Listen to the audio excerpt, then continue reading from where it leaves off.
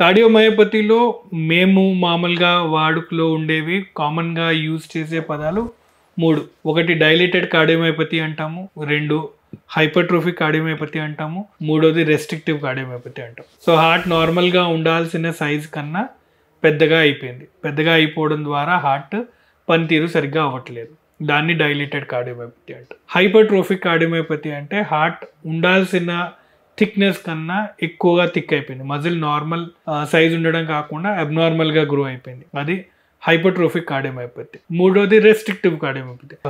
ప్రతి హార్ట్ బీటింగ్తో ఎక్స్పాండ్ అవ్వాలి, కొలాప్స్ అవ్వాలి. ఇది ఎక్స్పాండ్ అవ్వట్లేదు, రెస్ట్రిక్ట్ అయిపోయింది. అది కంప్లీట్గా ఎక్స్పాండ్ అవ్వట్లేదు. అది రెస్ట్రిక్టివ్ కార్డియోమయోపతి. సో వేరే వేరే డిజీజ్ కండిషన్స్ ద్వారా హార్ట్ మజిల్ పనితీరు ఈ 3 కేటగిరీస్లో మనకి ఫాలో అవుతుంది. మీరు తీసుకునే అదే మందులు, అదే నాణ్యమైన మందులు మెడ్ ప్లస్ బ్రాండ్స్ పై సగం ధరకే.